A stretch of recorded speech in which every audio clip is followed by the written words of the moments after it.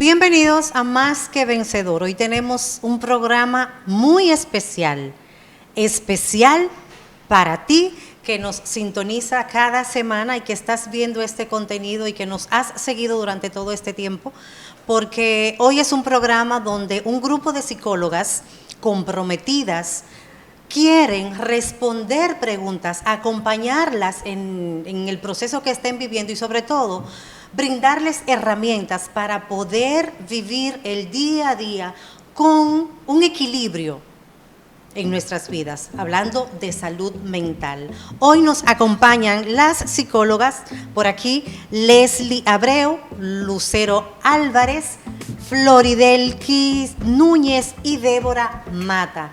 Ellas en el día de hoy nos acompañarán para responder las inquietudes que ustedes tienen y otras que nos han llegado a través de las vías que hemos propuesto para estos fines. Bienvenidas, chicas, a Más que Vencedor. Fundación La Voz de María presenta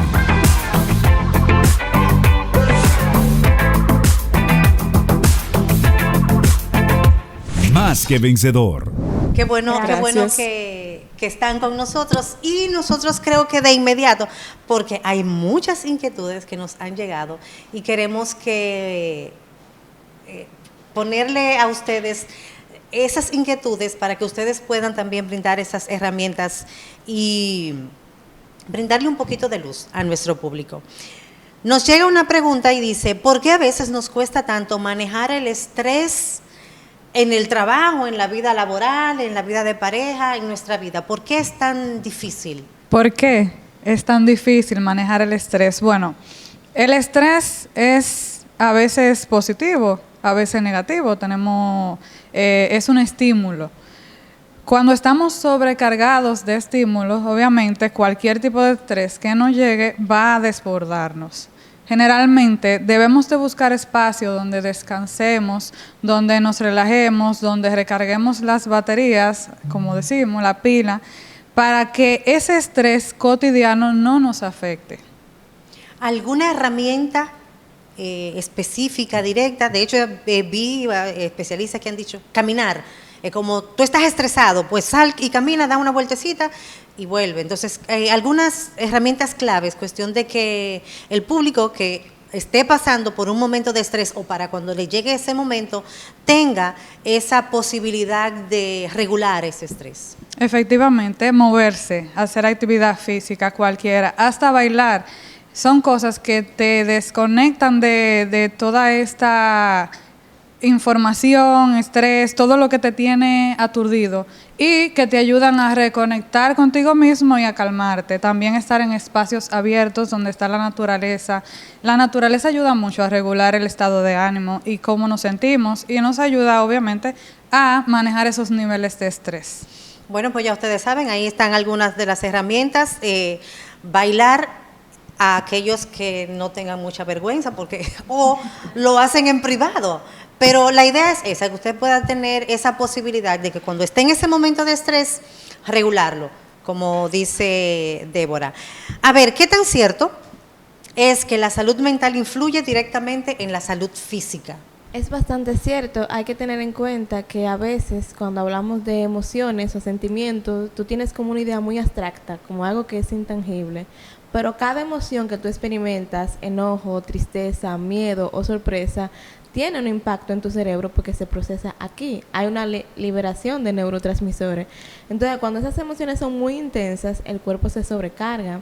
Por ejemplo, fíjate que cuando tú estás muy enojado, el cuerpo se siente tenso, porque el enojo es una emoción de defenderte. Entonces, los músculos se van tensando y eso causa dolor. También esas emociones suelen sentirse mucho en el estómago, porque hay una conexión muy directa. Entonces, todo eso te va haciendo daño y te va afectando. Mientras más estrés o emociones muy explosivas tenemos, peor nos sentimos físicamente. De inmediato, ¿qué podemos hacer con esa realidad que muchos viven? O sea, no sé, ¿cómo podemos identificar que no está bien lo que estamos haciendo y qué herramientas podemos utilizar para reponernos? Bueno, la técnica predilecta para el caso de la relajación es aprender a respirar de manera correcta. Hay diferentes tipos de respiraciones dependiendo de la necesidad que yo tenga. Tenemos la ventaja de que si usamos las redes a nuestro favor, podemos encontrar en YouTube el tipo de respiración que necesitamos. También yo abogo mucho en aprender a conocernos, porque lo que me funciona a mí puede que no te funcione a ti. Por ejemplo, a mí en el caso de la relajación me funciona mucho la música instrumental, sin letra, y si es suave mejor. Sin embargo, yo he visto gente que con música más movida, incluso rock, también le funciona.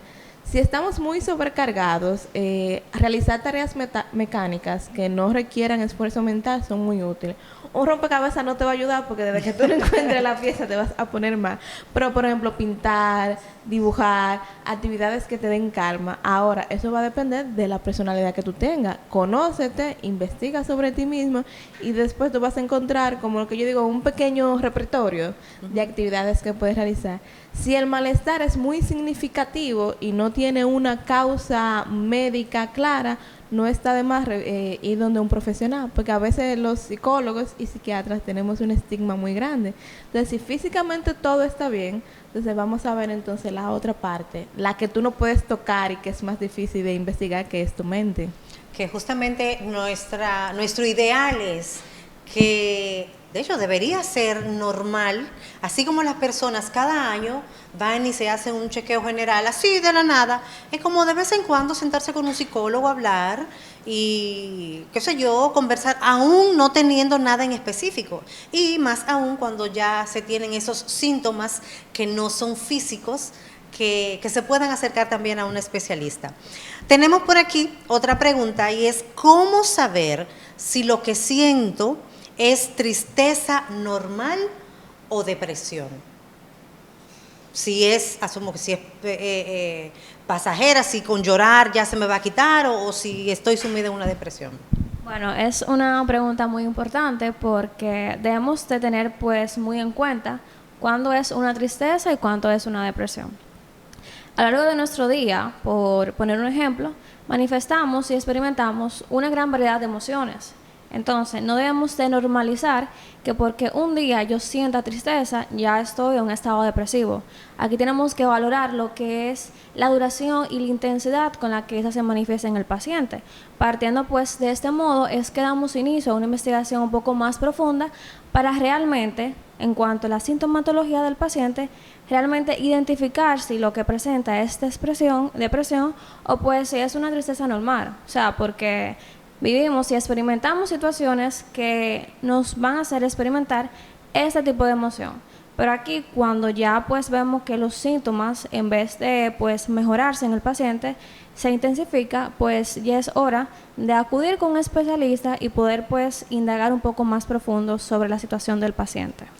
Tú sabes que así como tratamos de normalizar el que se visiten los especialistas, de que haya conciencia de la salud mental, a veces la información le llega a las personas de manera errónea y hay muchas personas que pregonan que viven deprimidas y realmente no lo están. Entonces, ojo con eso. Qué bueno que nos llega esa pregunta porque así podemos identificar, como dice Leslie, el hecho de que ¿qué pasa cuando estoy triste y qué pasa cuando estoy deprimido? Tenemos el tema ahí que es el tema de la duración y sobre todo en el caso de que la tristeza se produce por algo que está pasando y que es normal.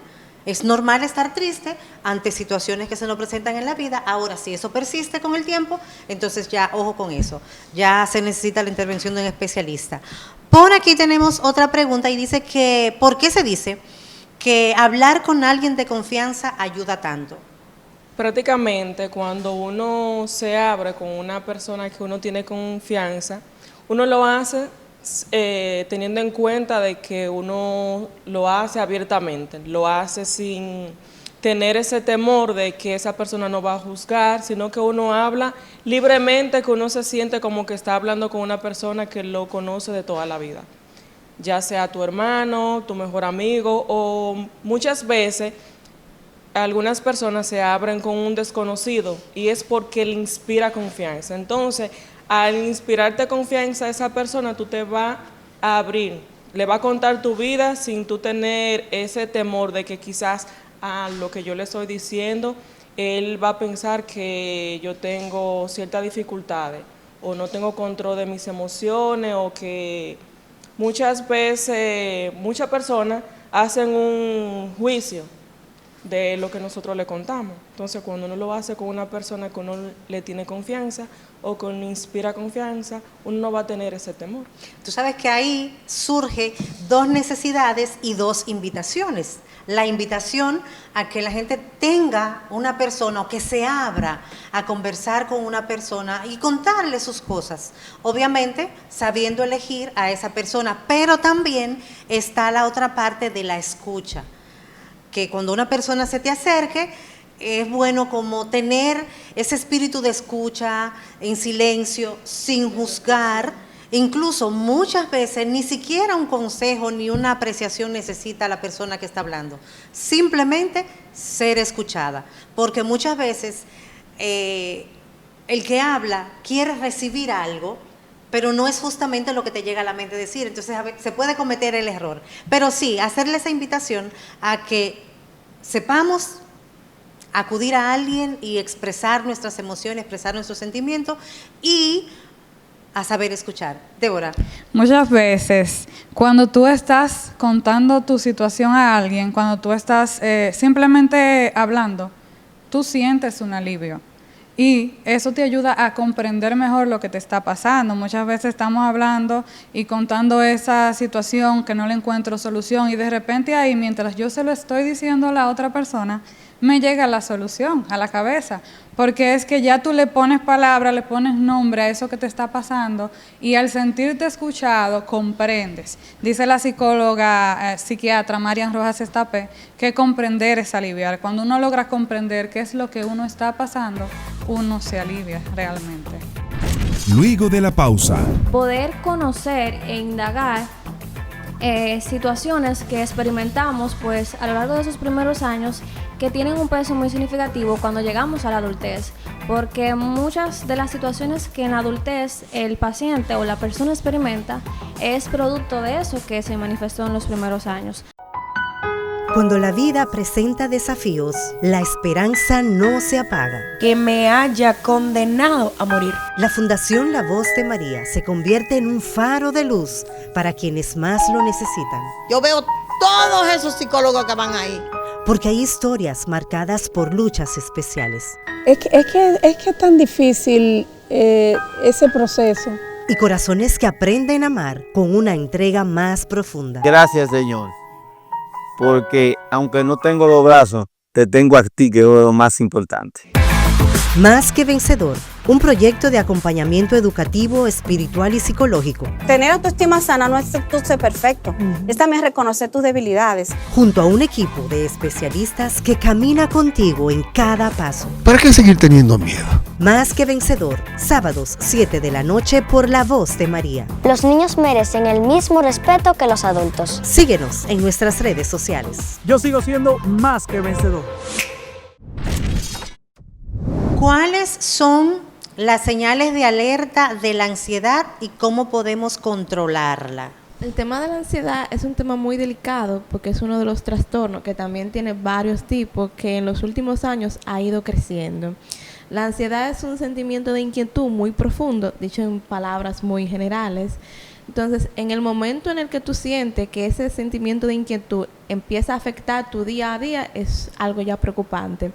Si ese sentimiento de alerta te impide trabajar de manera correcta, te impide formar lazos de manera sana, o te impide estar, por ejemplo, tú estás en una reunión con amigos y ese sentimiento de inquietud te ataca, el temblor en las manos, la voz, la respiración se dificulta, empiezas a respirar más rápido. Eso te afecta en el día a día. En el momento que llega así, es una buena hora para, mira, déjame buscar ayuda. O buscar a alguien de confianza, que esa persona quizás te ayude a canalizar otros mecanismos de defensa. También hay un detalle con la ansiedad, es que la ansiedad tiene síntomas psíquicos y síntomas somáticos. Cuando tú sientes esa preocupación, esa inquietud, como decía Lucero, constante todos los días, y a veces no encuentras por qué me siento así, empiezan una serie de síntomas en el cuerpo, que te duele la cabeza, que te duele el estómago, que tienes cambios en el apetito, que no puedes dormir por las mismas manifestaciones de la ansiedad y la preocupación. Ya cuando se presentan estos síntomas, hay que pedir ayuda, hay que buscar ayuda porque esto puede derivar en enfermedades reales, o sea, enfermedades físicas. Tú puedes presentar hipertensión debido a los niveles de ansiedad que están manejando. También puedes presentar gastritis. La gastritis se ha asociado mucho con lo que es la ansiedad. Asma, puede detonar en crisis de asma porque dentro de lo que llamamos ansiedad tenemos lo que se llama ataque de pánico, en el cual la persona cree que se está muriendo y experimenta una serie de síntomas como taquicardia, palpitación, sensación de que no puede respirar y todo eso para él es real y puede llegar el punto en el que se convierta en algo real y hasta le dé un infarto. Qué interesante. Y tú hablabas de síntomas psíquicos y somáticos. Diferencia. Lo psíquico es lo que yo siento.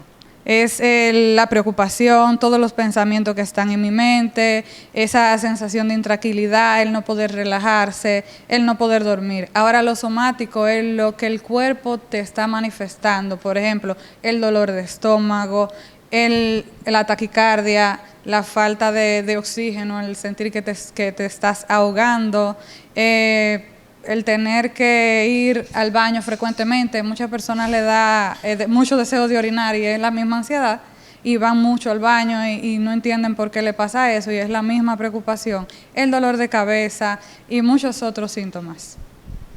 Algo importante, como alguien que le ha tocado también experimentar ataques de pánico, es que la persona una vez lo pasa puede sentir sentimientos de vergüenza porque suelen ser muy aparatosos, tú no puedes respirar, no dejas de llorar, los síntomas van aumentando.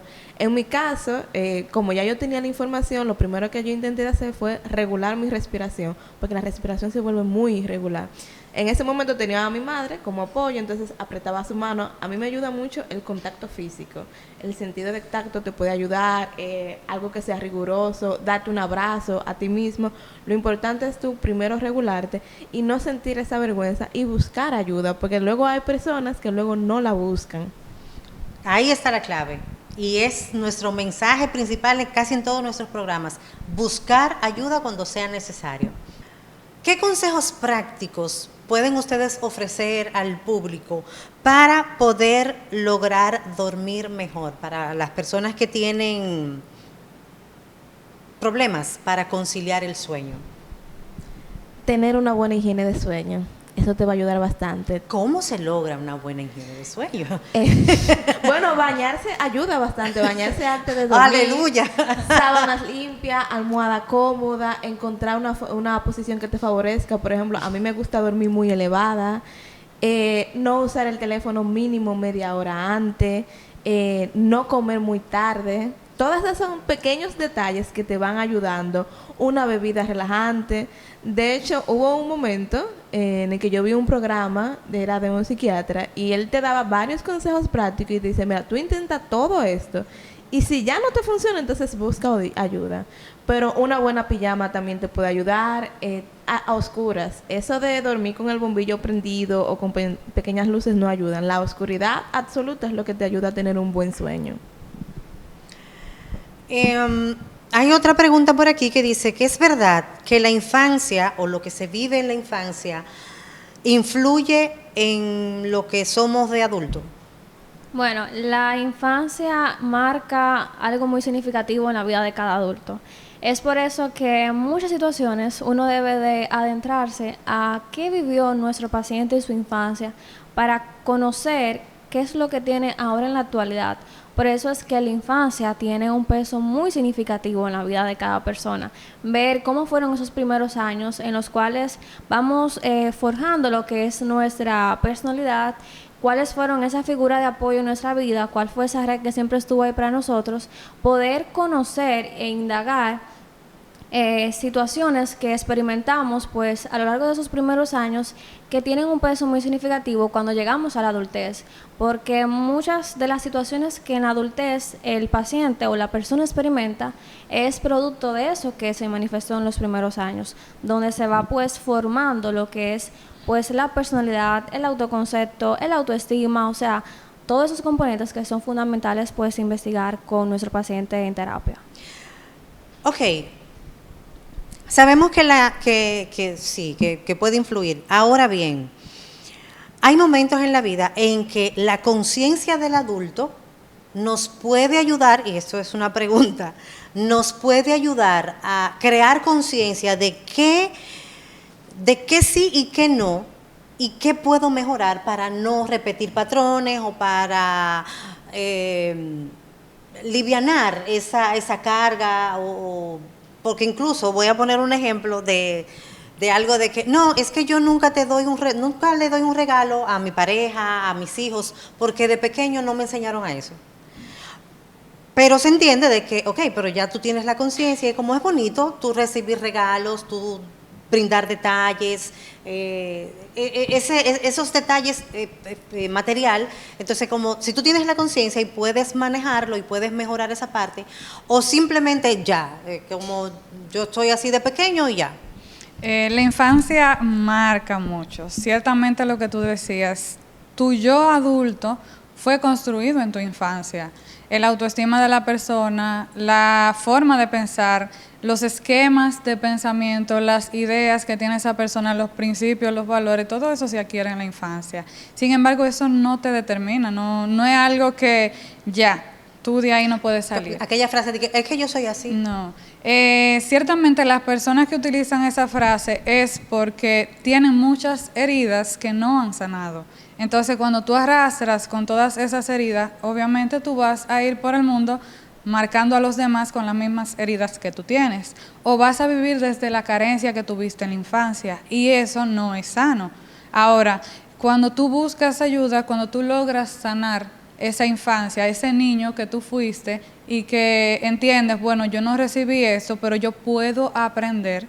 Es difícil llegar a esa conciencia. Para los que nos estén viendo, no es algo que sea sencillo, no es tan fácil decir, no, yo puedo cambiar. No, es un proceso bastante largo, doloroso, pero cuando se lleva a cabo, sí, tú puedes elegir de adulto ya quién tú quieres ser, qué tú quieres que te defina. Si yo no recibí amor en mi casa y yo no sé cómo amar, yo puedo aprender a amar después de adulta, pero para eso tengo que sanar. Ok. Hay que tener en cuenta también que todos tenemos una personalidad que es, a menos que no ocurra algo muy serio, es inalterable. Sin embargo, cuando estamos en la infancia, por ejemplo, tú tienes una hija, tu hija aprende ese modelo de cómo se vive en pareja a través de sus padres. Sin embargo, en la infancia nuestros padres o nuestra familia cercana, porque tenemos personas que han sido criadas con sus abuelos, por ejemplo, en mi caso, o que han tenido tíos muy cercanos. Ese es tu círculo donde tú aprendes, pero a medida que tú creces, tú vas desarrollando independencia, porque el niño no es una mente completamente en blanco. Hay cosas que tú tienes dentro de ti, por ejemplo, el temperamento, que tú vienes con él, y otra cosa es el carácter, que tú lo vas aprendiendo y se va formando en tu día a día. En el momento en el que tú vas creciendo, tú vas teniendo otras influencias, un maestro, un tutor, un amigo de tu edad, un amigo que sea unos años menor o un vecino. Esas experiencias tú también puedes aprender de ellas y eso te puede ayudar o a crear patrones que no son sanos o así crearlos. Por eso es tan importante. Yo hablaba con algunas personas que tuve, pero fulano que tiene una mamá tan buena y un papá tan bueno, ¿de dónde fue que salió? Es que se elige. También tú puedes elegir. Hay otro círculo, ese vecino, pueden haber malas influencias, que hay gente que dice que no existe. Sí, pueden existir las malas influencias y las buenas influencias. Porque aunque tú puedas decidir, tu ambiente también es importante. Lo que importa es tener un balance. Bastante interesante. Vamos a continuar con esta siguiente pregunta que dice, ¿qué hacer cuando alguien cercano no quiere ir al psicólogo, pero claramente necesita ayuda?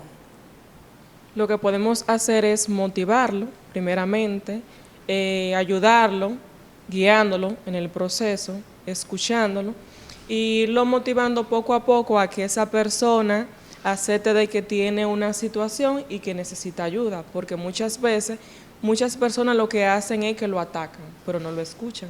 Pero cuando tú lo escuchas y lo vas guiando en el proceso, esa persona poquito a poquito va cogiendo confianza contigo, se va abriendo y luego tú le dices, ah, mira, yo conozco a una persona que te puede ayudar, te puede servir, yo también voy a estar apoyándote en el proceso, no es que yo te voy a llevar donde él y te voy a dejar solo, sino que tú estés ahí siempre como guía y lo estés monitoreando, sea por WhatsApp o por llamada, cómo va, que nunca esa persona esté solo, porque si él se siente solo, va a abandonar el proceso y lo va a dejar hasta ahí.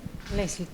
Partiendo con lo que dice mi colega, dar ese primer paso cuesta, y cuesta mucho, porque hay mucho temor, mucho estigma referente a la salud mental, pero cuando conocemos a la persona y vemos que realmente lo necesita, el hecho de que lo podamos acompañar durante ese primer paso, ese primer proceso, eso es muy significativo, porque la persona no se siente sola, se siente acompañada, y ya después que el paciente pues conecta y crea como ese vínculo con el terapeuta, pues se puede realizar un mejor trabajo. O sea, el primer paso siempre va a costar, independientemente de la situación que vamos a comenzar, porque es algo nuevo, algo desconocido, o sea, no sabemos, o sea, tenemos expectativas, pero ya cuando damos ese paso y vemos que realmente es beneficioso, pues se continúa con todo el proceso. Lo importante es que sepan que cuesta, incluso cuesta reconocer que tenemos un tema que necesitamos ayuda. Y encima de eso, de que alguien nos quiera ayudar, porque también hay personas que están cerradas, que aparte de no querer ir a un psicólogo, tampoco ni quieren recibir ayuda ni mostrarse vulnerable ante los demás. ¿Qué hacer? No, perdón, esta es otra. Dice aquí, las redes sociales, ¿cómo afectan la salud mental? ¿Es verdad que la afectan? ¿De qué manera? Señores, ok. Cuéntenos la verdad sobre las redes sociales. Es un tema complejo porque hay que tener en cuenta que toda red social se rige por un algoritmo. Entonces, si tu algoritmo se llena de cosas negativas, la vas a pasar muy mal.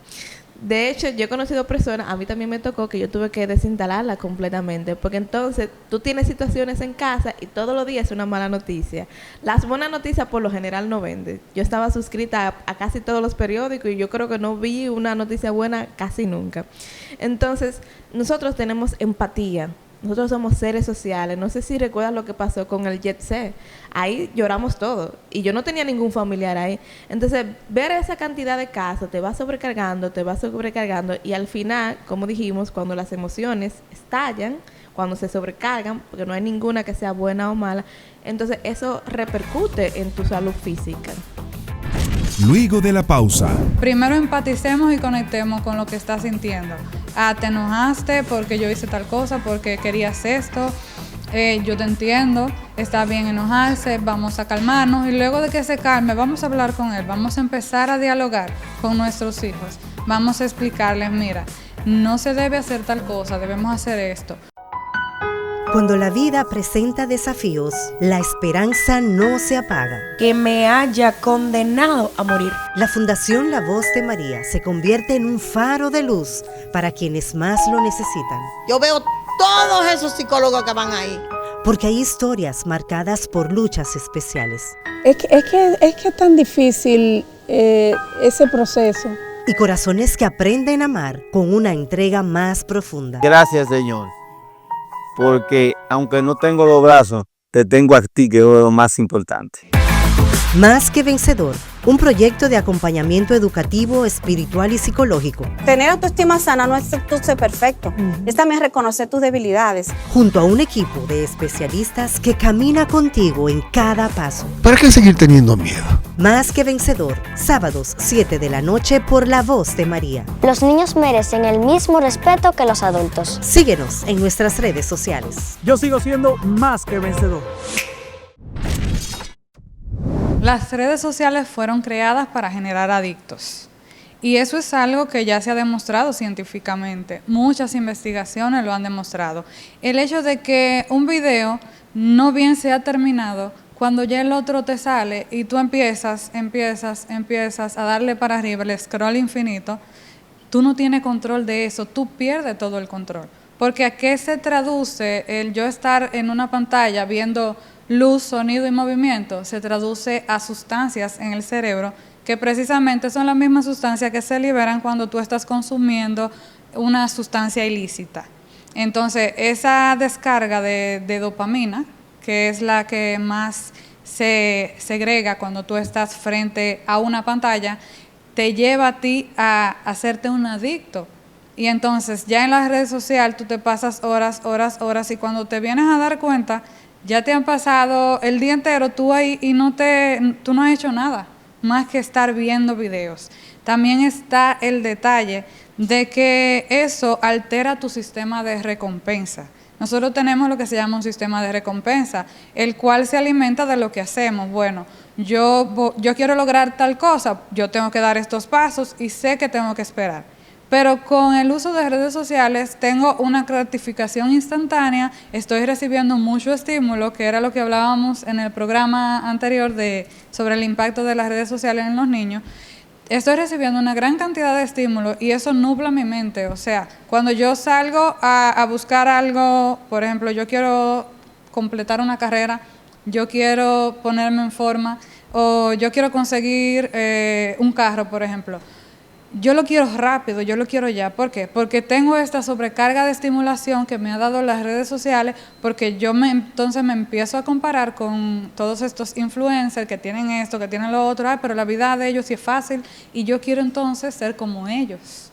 Y ahí caigo en querer buscar aprobación, en querer buscar todo eso que ellos tienen, en que mi vida sí es deprimente porque yo no tengo eso, cuando la mayoría de las cosas que se publican en redes sociales son falsas. O sea, es todo una pantalla, toda una actuación, simplemente para buscar likes, para buscar seguidores y para poder hacer parecer que tu vida es eso.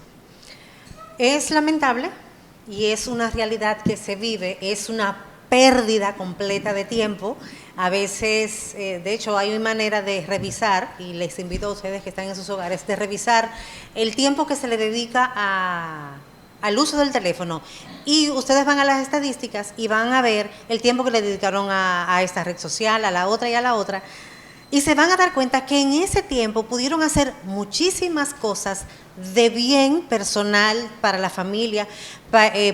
Pueden incluso ustedes que invierten tanto tiempo, y en serio, pueden hacer un curso online, porque cuando se revisan las estadísticas del uso diario en las redes sociales, pasan 5 y 6 horas al día conectado, así dándole para arriba, viendo videos y estimulándose de manera quizás no negativa, pero de una manera que no le va a generar nada productivo a sus vidas. Señores, continuamos en este conversatorio con estas psicólogas que están aquí justamente para responder sus inquietudes, invitarles también a que en los comentarios, si tienen alguna inquietud, puedan dejárnoslas ahí para que en otra próxima ocasión puedan también ellas responderle esas inquietudes. ¿Qué técnicas sencillas podemos usar cada día para cuidar nuestra salud mental?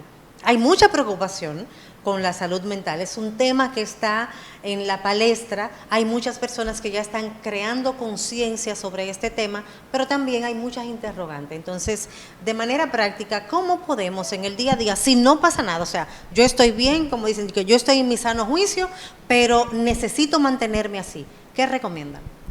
Bueno, es muy positivo que hoy las personas estén motivadas y tengan pues el interés de siempre mejorar salud mental, porque eso es beneficioso a nivel general. Bueno, los hábitos o esas estrategias que podemos ir implementando para tener pues ese equilibrio en el bienestar emocional es, en primer lugar, realizar alguna actividad física.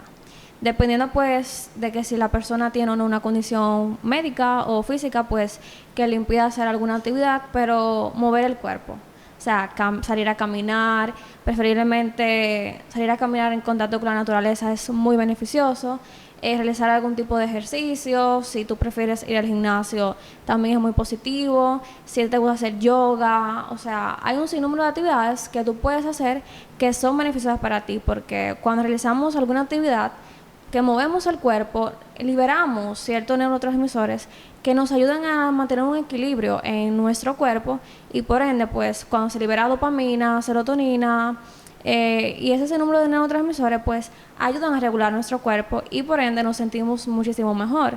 También podemos pues realizar lecturas, libros que nos motiven, que nos guste leer, o sea, aplicar la lectura es fundamental en nuestra vida, o sea, escuchar música, tener algún hobby, un pasatiempo, pues que te motive y te guste hacer a pesar del trabajo y otras responsabilidades que la persona tenga. Hacer como ese balance o rejuego para poder sentirnos mejor. Tengo una siguiente pregunta que nos hacen llegar y es ¿por qué mi hijo se pone rebelde con nosotros, sus padres? Eso es muy normal, pero es como hay que saber manejar. No, asumo yo, no necesariamente tiene que haber una razón, pero bueno, ¿qué nos dicen? Ese es el punto, no solo tiene que haber una razón. En ese caso habría que tener en cuenta la edad del niño, en qué momento se pone rebelde, qué pasó antes, qué pasó después y cómo yo reaccioné. Si lo que yo hice fue reforzar esa conducta o yo aprendí a ponerle un límite, porque a veces muchas conductas disruptivas se siguen manifestando porque yo no sé poner el límite correcto. Es fundamental porque muchas veces como padres queremos llamar la atención de los niños porque están teniendo conductas incorrectas, indebidas o detonan, pero nosotros lo hacemos peor.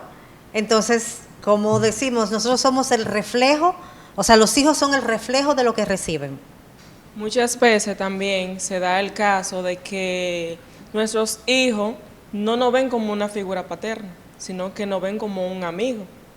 Porque en muchos casos, en algunas comunidades, o inclusive conocidos de nosotros, dicen, no, porque mi hijo no me respeta más a su hermano mayor que a mí que soy su madre o su padre. Pero hay que ver cómo tu hijo te ve a ti, si te ve como un amigo o si te ve como una figura materna o paterna. Hay que evaluar esa parte. También cómo nosotros lo corregimos. Además, yo entiendo que los niños, los adolescentes, llevan un proceso previo desde el nacimiento en la formación que va moldeando y va creando ese resultado. Como hablábamos ahorita, de que somos el resultado de lo que fuimos. Hay procesos ya en el adulto que uno puede definir qué quiero y qué no, y qué me conviene y qué no, y qué está bien y qué no. En el caso de los niños y los adolescentes, muchas veces están en etapas que no pueden discernir y es válido que respondan según lo que han recibido. Ahora, ¿cómo debemos nosotros, como padres y como adultos, trabajar esos temas? Es como, ya el detalle está, ya el niño es rebelde, ya yo lo crié mal, ya yo no fui una buena formadora o un buen formador del niño ahora, pero a partir de ahora, ¿qué podemos hacer? Los niños y adolescentes necesitan mucha estructura.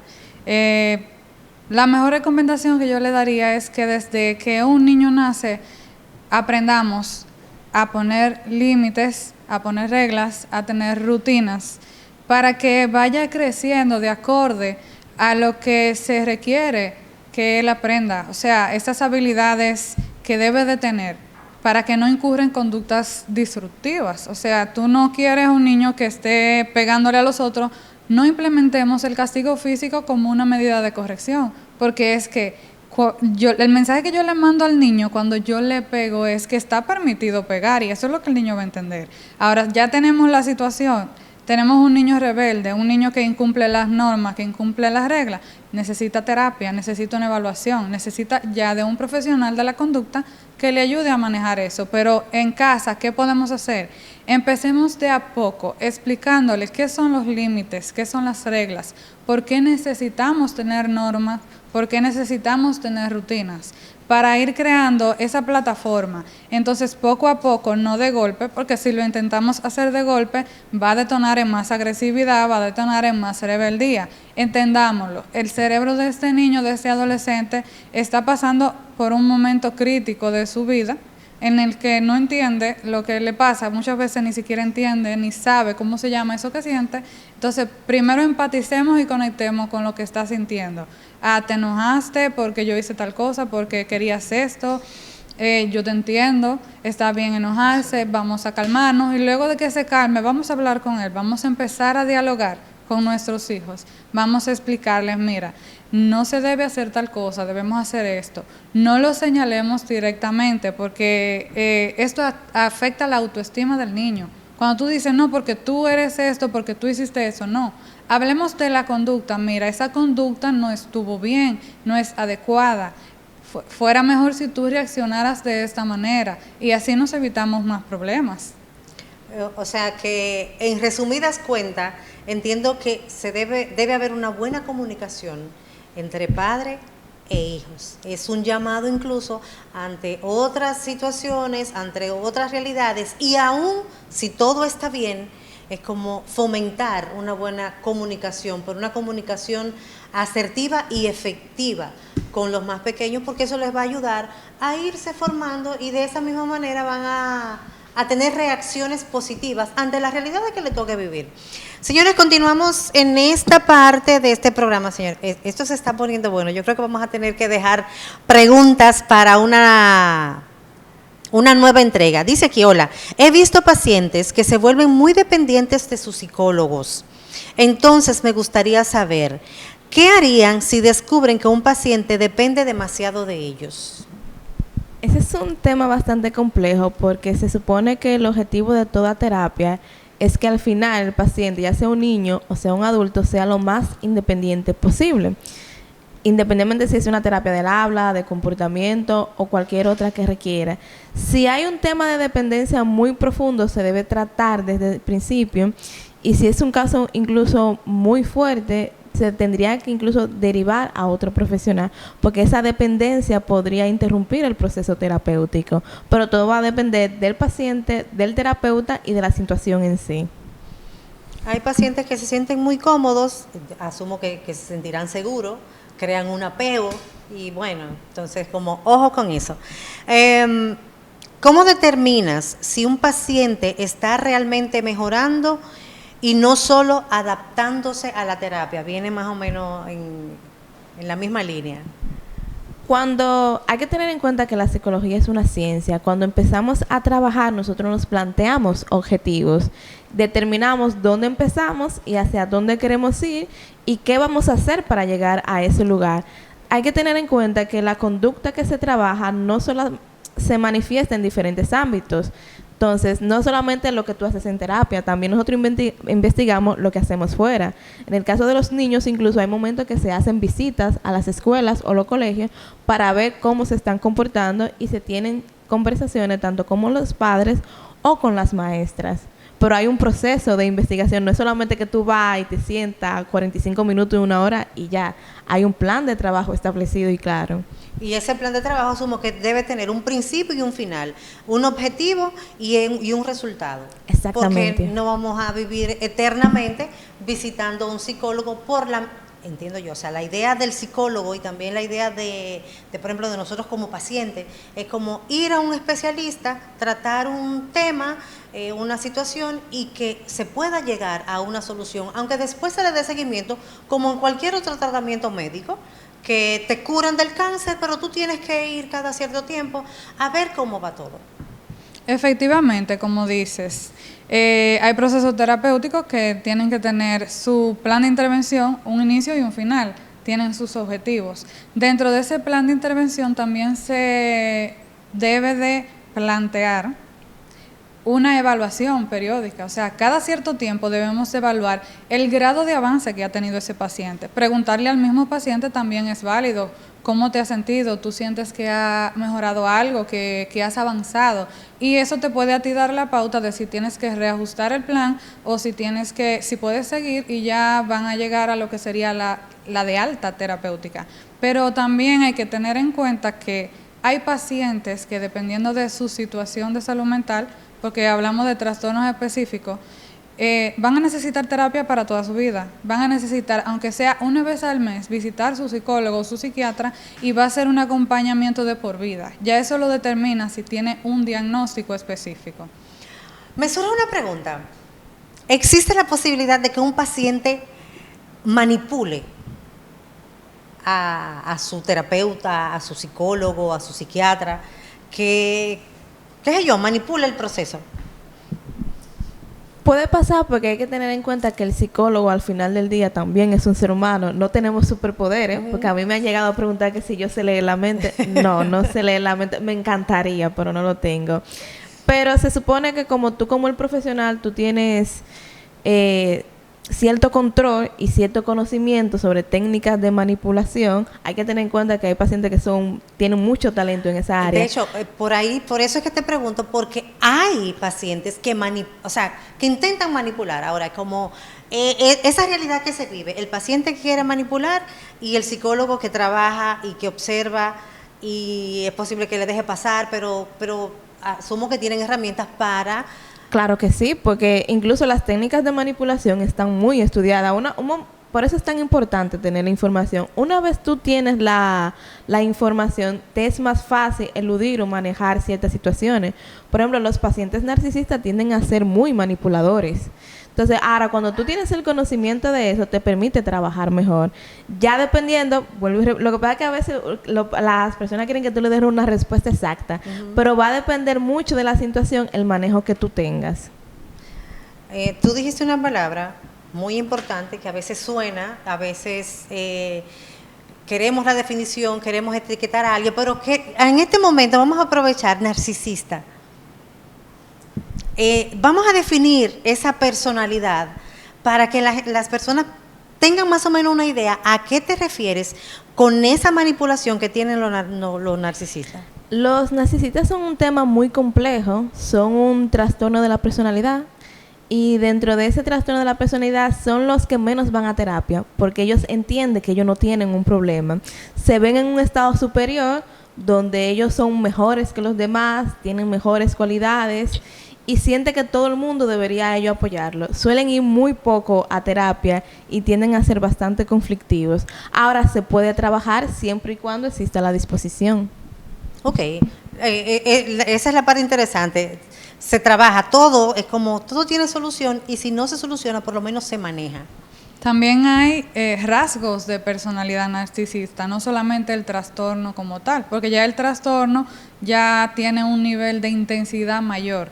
En el trastorno de personalidad narcisista, el narcisista utiliza a los demás para su favor. A él no le importa cómo se siente el otro, a él no le importa el daño que le hace.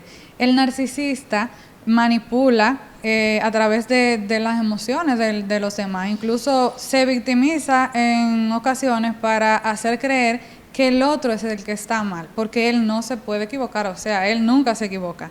Ahora, el que tiene rasgos de personalidad narcisista puede presentar algunos de estos patrones, pero no necesariamente tener el trastorno. Qué interesante. Yo creo que vamos a tener que dedicarle un tiempo más amplio para incluso trabajar y explicarle al público el trastorno narcisista, porque es más grande de lo que nos imaginamos y puede hacer más daño del que podamos recibir. Señores, aquí hay una pregunta que por temas de tiempo, yo creo que con esta vamos a finalizar. Y me gusta porque es como muy empática con ustedes, los especialistas de la salud mental. ¿Cómo manejan la carga emocional de trabajar en el área de la psicología? Porque, y le voy a abundar un poquito, por ejemplo, en el caso de ustedes, ustedes como si tuvieran una red social que solamente lo que viene es conflicto, problemas, situaciones difíciles, temas de familia, pero ustedes no lo están viendo en un celular, sino que lo están viendo en sus consultorios. Entonces, ¿cómo ustedes manejan esa carga emocional que de una u otra manera reciben y les llega? Es complejo, la experiencia te ayuda mucho. Yo lloré muchísimo al principio porque te llegan situaciones que son muy serias. A mí me tocó una vez trabajar con una madre cuyo sobrino de 11 años murió en un incendio. Entonces, imagínate, ella fue por el niño pequeño y se terminó trabajando esa situación y había un tema de duelo y tú llegas mal. Ahora, vuelvo y repito, esa es la importancia del autoconocimiento, porque cuando tú te conoces, tú tienes mejores técnicas para tú trabajar. A mí me funciona, bueno, yo requerí terapia hace un tiempo, no por esa situación específica, sino por el cúmulo de cosas. Y me pasó lo que tú comentabas antes. Yo empecé yendo semanalmente, luego quincenal, luego mensual, y me funcionó bastante. Y por ejemplo, yo tengo una libreta, yo abogo mucho por escribir, yo en mi libreta anoto todo, me ayuda a tener un mejor control y eso es una buena manera también de liberarse. También tener personas de apoyo, en mi caso tengo compañeros de trabajo, tengo amistades, tengo por ejemplo mi pareja que le toca escucharlo absolutamente todo, ya él está tan acostumbrado que él dice que ya sabe más de psicología y que es más empático, porque antes él era muy brusco con temas por ejemplo de la depresión, que él creía que depresión era sentirse mal y ya, y que la persona no podían controlar, y él dice no, una persona con depresión necesita ayuda, pero es porque le ha tocado escucharme demasiado. Tú sabes que unas amigas psicólogas me comentaron, yo le hice esa pregunta una vez, y ellas me dicen, no, a nosotros nos ayuda un café en compañía. Cada cierto tiempo, al fin de semana o una tarde ya fuera, luego del trabajo, es como no necesitamos un café, se sientan, obviamente muchas veces hablan de los temas que pasaron en el día, pero hablan de conversaciones que les gusta, se desconectan incluso y les ayuda. Y me gustó mucho cuando dicen, no, un café nos ayuda, pero un café en compañía sí de conversaciones saludables. Sí, debemos de recordar siempre que detrás de ese profesional, de ese psicólogo, hay una persona que también experimenta situaciones, que vive problemáticas también, entonces tenemos que ser un poco pues empáticos con todo eso. Y al psicólogo, como usted mencionaba, recibir y sobrecargarse de tantas situaciones, lo recomendable, o sea, lo número uno que siempre tenemos que tener presente es que tenemos que tener un psicólogo de cabecera, acudir regularmente o periódicamente, siempre y cuando el psicólogo pues lo amerite la situación, y tener ese acompañamiento. Porque si nosotros como profesionales no estamos bien, obviamente no podemos brindarle un trabajo de calidad a nuestros pacientes. Cuéntenme ustedes, ¿cómo lo hacen? Bueno, yo concuerdo con lo que dicen mis compañeras, siempre tener una persona un psicólogo, un profesional que nos sirva de ayuda, porque tenemos que tener un espacio también en el cual uno pueda descargar esas situaciones que uno está viviendo o que se están presentando en el día a día de nosotros. Porque si uno no va liberando esa carga, luego vamos a llegar en un momento de que no vamos a tener ese autocontrol de la gestión emocional y lo que vamos a hacer es que vamos a explotar. Ciertamente, como dice Leslie y han dicho todas, tener un psicólogo. Los psicólogos necesitamos un psicólogo. Incluso es requisitorio para tú adquirir el título de psicología, tú darte cierta cantidad de sesiones de terapia antes de salir de la universidad. Pero ya después, en el día a día, sí, nos afectan lo que le pasa a nuestros pacientes. Hay veces que llegamos a la casa y llegamos a llorar porque nos cargamos. ¿Qué hay que hacer? Bueno, descansar. Nosotros tenemos que tomarnos pausa y eso es para todo, no necesariamente los psicólogos. Dedicarse un tiempo para no hacer nada. La gente cree actualmente que no hacer nada es como desperdiciar tu tiempo. No, tú necesitas desconectarte y no hacer nada, aburrirte, permitirte no hacer nada, sentarte, mirar al techo, mirar la naturaleza, lo que tú quieras ver, haciendo nada. Eso es algo que recarga tu energía. Hablar, tener una red de apoyo. Los psicólogos necesitamos esa red de apoyo, ya sean familiares, amigos, con los cuales tú puedas hablar de cómo te sientes y ellos puedan validar emocionalmente lo que tú estás sintiendo y puedan ser un apoyo para ti. No hay nada más valioso que no hacer nada. Señores, estamos agradecidos de la presencia de ustedes en este día. Yo sé que quedaron muchas preguntas pendientes. Sabía que vamos a tener que hacer una segunda parte de este encuentro, pero de igual manera sé que las respuestas y las inquietudes que han sido respondidas, pues le llega y se han quedado en el corazón y en la mente de cada uno de nuestros espectadores. Gracias por acompañarnos, Leslie Lucero, Floridelki, Débora, tienen una cita con nosotros para una próxima entrega, porque aquí quedaron otras preguntas y otras más que sé que nos van a llegar.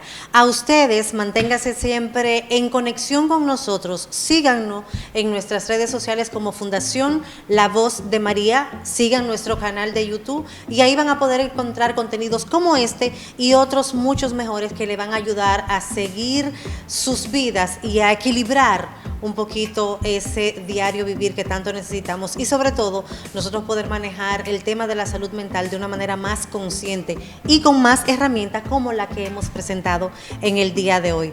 A ustedes gracias y a ustedes nos vemos en la próxima. Fundación La Voz de María y el canal La Voz de María presentaron